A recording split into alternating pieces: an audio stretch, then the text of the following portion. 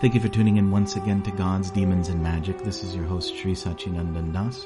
We're continuing to explore the Egyptian mysteries by Iamblichus, and in that ancient text, the Egyptian priest Abaman is explaining the nature of the gods to Porphyry.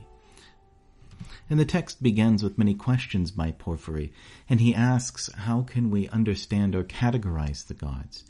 And one of the suggestions that is there is, can they be categorized according to the nature of their body? They all have different types of forms, both supernatural beings as well as the gods. Just as human beings have bodies which are composed primarily of earth, so similarly the supernatural beings such as the daemons have bodies composed primarily of air, and the gods themselves have bodies composed primarily of ether. Should the various supernatural beings and gods, should they be categorized according to their bodies and what their bodies are made of? And we have to understand where Porphyry is coming from. The ancient Greek cosmology, their view of the universe, was that the various elements that exist and from which we are created are born from various gods and goddesses, primordial beings that arose at the time of creation. The universe itself was considered to be an enclosed space. The god Uranus, a primordial god, and it's almost like a big sphere of brass, and on the inside of the sphere it's decorated with the various stars. And in the center of that sphere you have Gaia, or the earth, another primordial goddess. And Gaia was his consort. And within this universe there were three different types of air. There was the subterranean air within Gaia, the air of the underworld. Then there was the air that we breathe, the air that extends from the surface of Gaia, or the earth, into the heavens. And then there's the air of the heavens themselves, the air in which the planets move. And that extends all the way to the shell of the universe, or Uranus. And that lowest of airs, the airs of the subterranean realm beneath our feet, it's the air of the underworld. It's known as Erebos. It's a very dark and thick, foggy-like substance. Like if you were to somehow travel into the underworld, it would be a realm of shadow. It would be a realm where everything is very dark and pitch, barely illuminated, right? Just like you see in these video games like Resident Evil and, these very dark, creepy games where everything is murky and shadowy and foggy. That's very much what the underworld looks like. And just as the different living entities, as well as us, as well as the supernatural beings, the gods and daemons, are composed of the air of their realm, I would assume that the entities of the underworld are composed of Erebos. They're composed primarily of this mist. And if you look at the depictions of the entities from the underworld, they always have this misty sort of nature, like when Odysseus is summoning the different people from the underworld within the Odyssey. He makes that pit and does a blood sacrifice within it, and the different entities from the underworld come to taste the blood, and he begins speaking to them, and they have these very ghostly, mist-like forms. And you see, typically, even in modern day, ghosts are depicted as very misty, fog-like creatures. It's almost like a little burst of fog or mist kind of moves through your room behind you while you're at your computer or watching television or something, and that's a ghost, right? So the ghost is considered to have a misty-like body. And so perhaps, at least from the Greek perspective, they have a body composed of Erebos, or the mist of the underworld. And then ourselves, we have a body composed of Gaia, or earth. And it's interesting because the human body is composed of the same elements as the earth, air and water, and almost the exact same proportions as contained within the earth itself. So we're very much creatures of Gaia, or creations of Gaia. And then the air that we breathe was considered to be the goddess Chaos. She's basically the goddess of the air. And she's also, just as Gaia and Uranus were created at the time of universal creation, so similarly she's a primordial goddess. And she is the air that we breathe, that extends from the surface of the globe all the way up into, the beginnings of outer space. And it's very interesting because she is the mother of many children. She's the mother of Nyx, or night, as well as Hemera and day. So these are her children, day and night. The various things that you experience within the air, within our atmosphere, clouds and things like this, these are considered to be her children. And she's also the mother of the daemons. Just as we've been speaking over many podcasts about the nature of these daemons. They are supernatural beings that exist between the mankind and between the gods. And in many ways they're via mediums, they're messengers between the two. They exact the will of the gods upon mankind and upon creation. They're like sub-gods. And so, from the Greek perspective, they are children of chaos, this goddess of the air. And so therefore their bodies are composed primarily of air. And it's interesting because the air as a substance is between the realm of men and between the realm of gods. And the daemons themselves exist between the realm of men and the realm of gods, both physically as well as like sort of their position within the universe as messengers between the two. And above this earth-bound atmospheric air, you have the ether, which is the air of the gods. And this extends from our atmosphere all the way to the shell of the universe. Essentially, it's outer space. So when you look up into the sky and you see the movements of the planets, such as Saturn or Jupiter, or you see the movements of the sun and the moon, these planets are moving through the ether. And the bodies of the gods were composed primarily of this ether. And the ancient Greeks considered this ether to be light blue in color. So when you look up in the sky in the daytime and you see the sky is blue, then they considered it to be that you're looking at the ether, you're looking at the air of the gods, which is above our own air. You're sort of looking through our atmosphere at the realm of the gods, and it's shining brilliant, it's covered in sunlight, right? Like the sun is shining and lighting up the realm of the gods, but there's this blue tint to everything because the air that they breathe and the air of which they are composed is this brilliant light blue shining substance. And then when the sun is setting and the sky begins to darken, they considered that to be the goddess Nyx, who is the goddess of the night, and she's sort of pulling a veil between our atmospheric air and between the realm of the gods. She's basically covering the realm of the gods from our vision with a veil of darkness. And then when Hemera, or day, comes again, then all of that veil of night, that veil of darkness, is then dispersed. And there's some very interesting corollaries between this ancient Greek worldview and that of India, and that the Indians also believed in this subterranean underworld-like realm, and then you have the realm of Bhuloka, which is the realm of the earth. It's where we live. And this realm was considered to extend until the highest birds can fly, so a few hundred feet. And then above that began Bhuvaloka, which is the realm of these supernatural beings. Like when airplanes are flying, the ancient Indians would consider that they're flying through Bhuvaloka. And Bhuvaloka is a place of spirits and supernatural beings. At least they exist, within a different dimension. But that's their realm. So these Rakshasas and ghosts and various types of what we would call, from the Greek perspective, daemons, that was their place of living.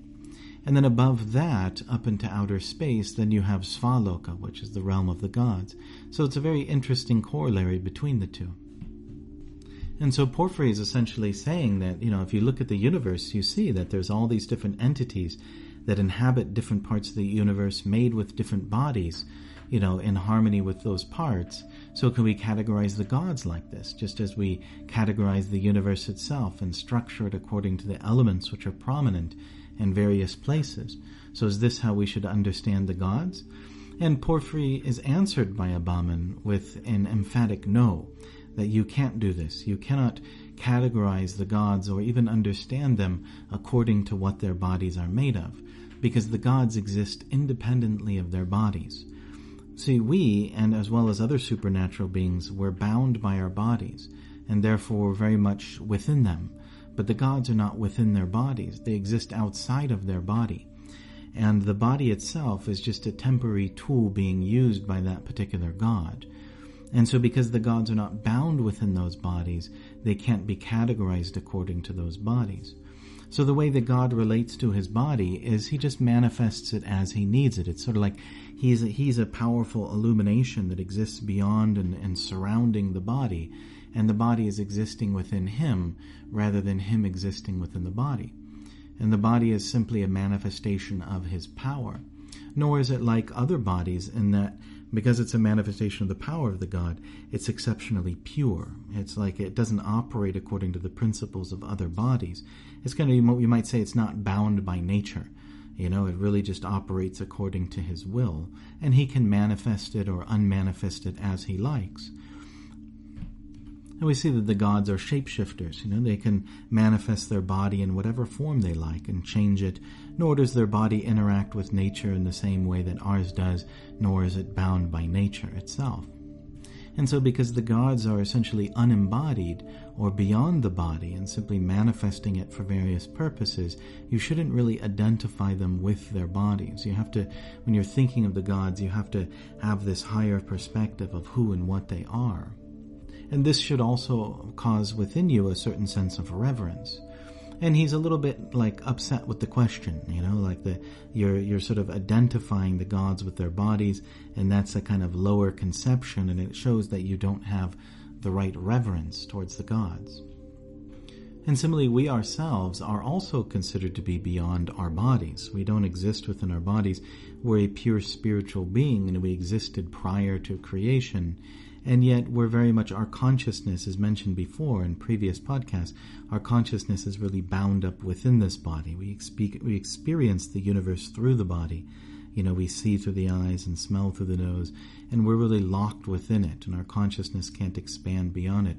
But with the gods, it's not the same thing. It's like their consciousness expanded everywhere, and when you see a body, even though it may look like ours, they're not bound within it, nor are they experiencing reality through it in the way that we are. And this is consistent with their position as controllers, right? They exist beyond these bodies. They're not bound by them because they're the ones that control nature itself. When we as souls are locked within a body, we're bound by it. But the gods cannot be bound by nature because they're the ones who control nature. And Abaman gives us an amazing illustration of how the gods are interacting with the world and interacting with us. He compares them to the sun. And just as the sun is sitting there, above the earth, shining out brilliantly its rays and touching everything with its rays and seeing everything by its own light, so similarly the gods are sort of shining out with their own brilliance, with their own power, and touching everything within the world and seeing everything as well. And everything that they touch and see with sort of their rays of consciousness is affected by them. Say, for example, you have a stone, like on a mountainside, and the sun has been shining at it all day long, then gradually that stone starts to become heated, right? It becomes warm. That's why you see cold-blooded animals like reptiles, they like to sit on the stones, because the sun has, in a sense, imbued that stone with its power throughout the day. And so similarly, when they shine their consciousness on a certain object, it becomes warmed by them, right? It becomes penetrated by them, and it becomes imbued with their power. So you could see, if the gods were to touch something or focus on a particular religious object, it becomes heated by the concentration of their consciousness. And these various things which the gods are illuminating with their consciousness, just as the sun is illuminating all things and touching things with its sunlight, these are the various things that they have power over, that they have control over, and that it's their responsibility to deal with and interact with. And so they not only see, just as the sun is touching the rock, they'll not only see the rock, but they'll also see the lizard on the rock, or they'll see us come and, shoo away the lizard and sit on the rock. They're shining upon us as well. And again, as mentioned before, their attitude is one of benevolence and kindness. So for the ancient Egyptian, we're all sort of sitting within the light of the gods and being felt by them and perceived by them, and also being invested with their powers if we can call their attention to us. We can be heated through the practice of theurgy, just as that rock is heated by the focus of the sun's light. We can be heated by the light of the focus of the consciousness of the god upon us. And so theurgy or magic ritual is actually used to call down the consciousness of the god upon you, or to call down the consciousness of the god onto a particular object and invest that object with the light and the heat of that god. And this is an essential principle in all religions. For example, in monotheistic traditions, you'll see the idea is that you offer prayers to God and you offer worship and ritual to God. You offer services to God. And in this way, you're essentially absorbing your consciousness in God. You're absorbing your mind in God. And when you do that, then God reciprocates by being absorbed in you. To the degree that you're conscious of God, God is conscious of you. And so if you're very conscious of God, like you're constantly absorbed in Him, then you'll actually, as He puts His attention more and more upon you, and especially with an attitude of mercy and benevolence towards you, in reciprocation with your own attitude of meekness and humility and a desire to serve, then one will find themselves being overwhelmed by the glory of God, or saturated with His power and His mercy and the ecstasy of His attention. And this is essentially what a great saint is. It's someone that's constantly absorbing themselves in God, like they're always floating in the river or the ocean of God.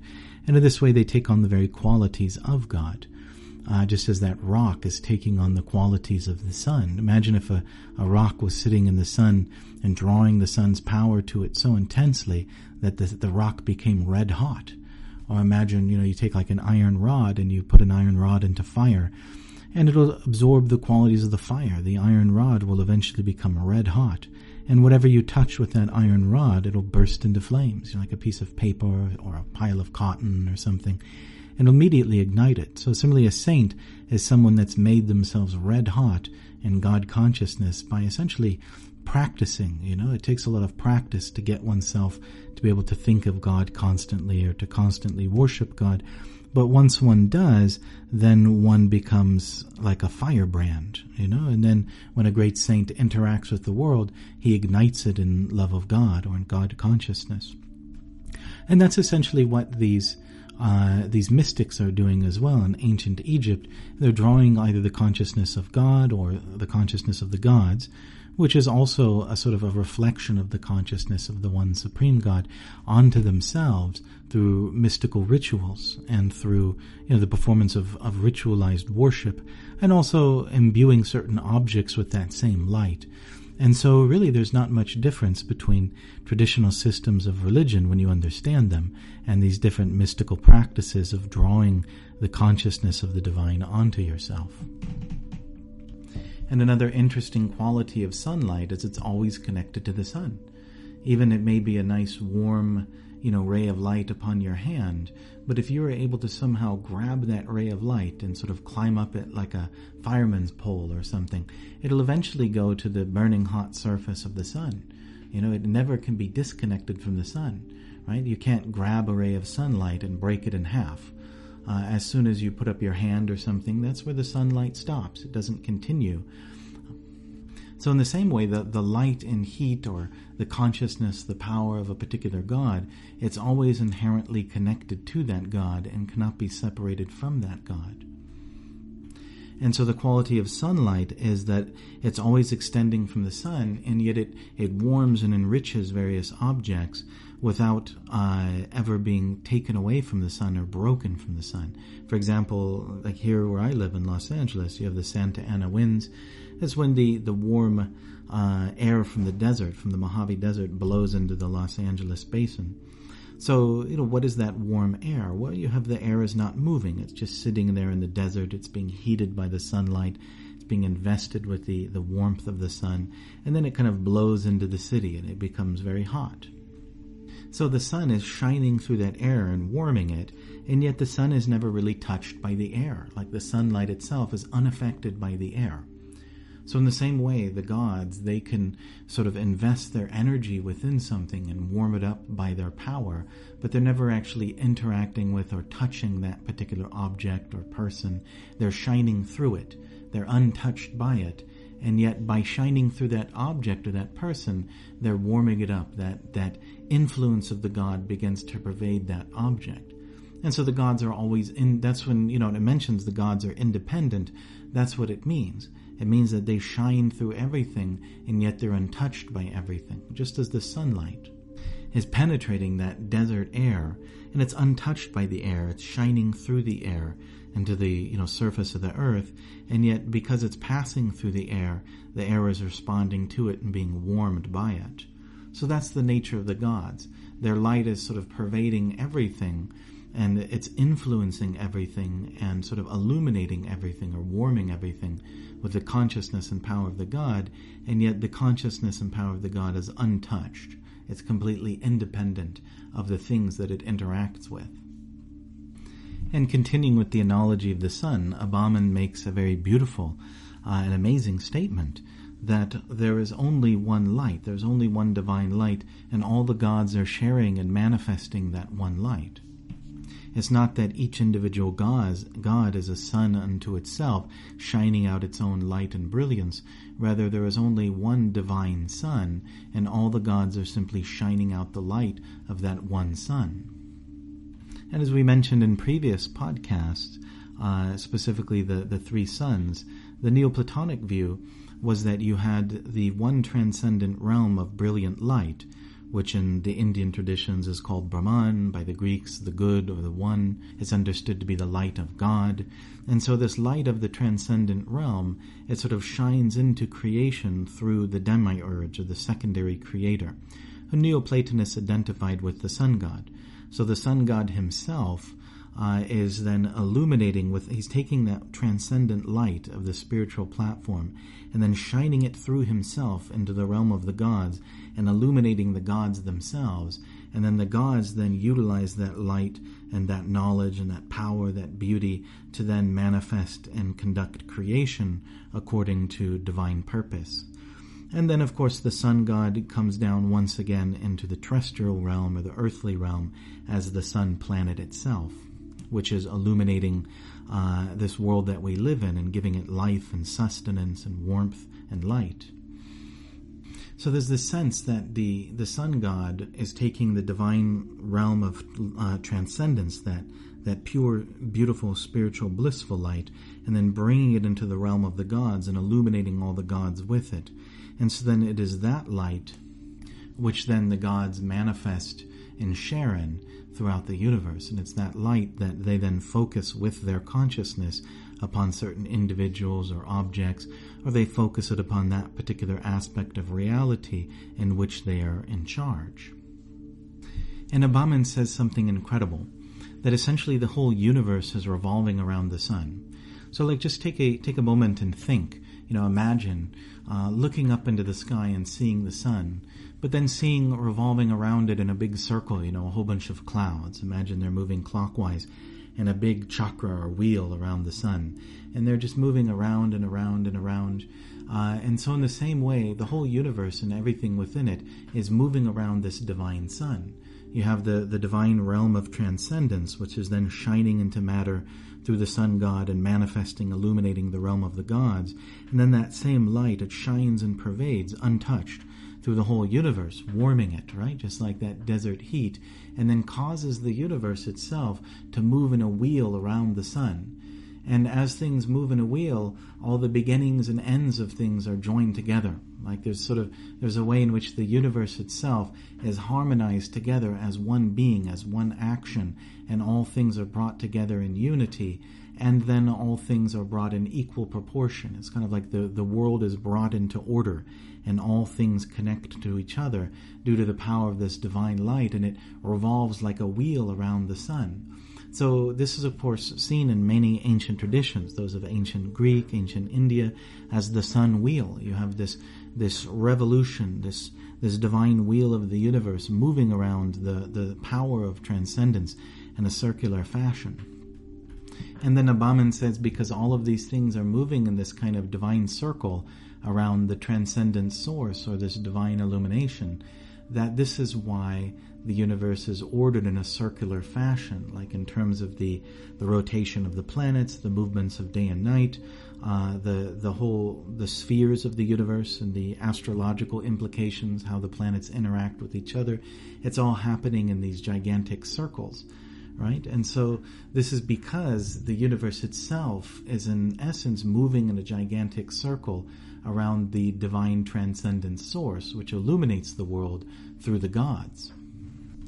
And if you look up into the sky and you see this kind of gigantic whirling wheel of clouds moving and the sun in the middle of the wheel, you may think that the sun is actually within the clouds, or it's there in the middle of the wheel.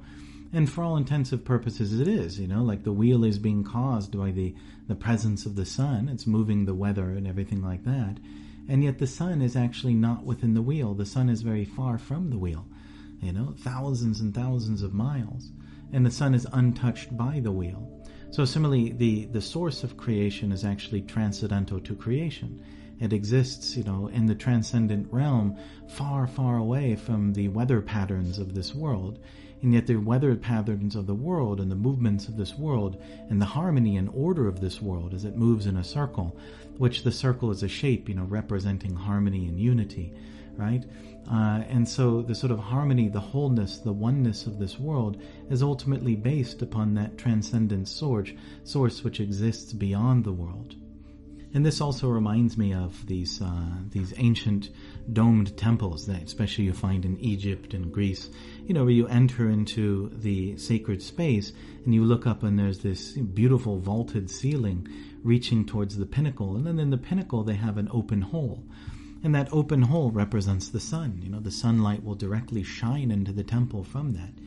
And the sun, of course, is the manifestation of God or the divine or the transcendent platform. And in the dome itself, you can consider to be analogous to the spiritual process, the process of yoga or transcendence or mysticism, where you sort of wind your way gradually, oftentimes in a spiraled staircase is the usual symbolism. You're winding your way up the dome into the higher and higher levels of consciousness until you get to the very source itself, which is that bright, luminous sun, shining into the whole.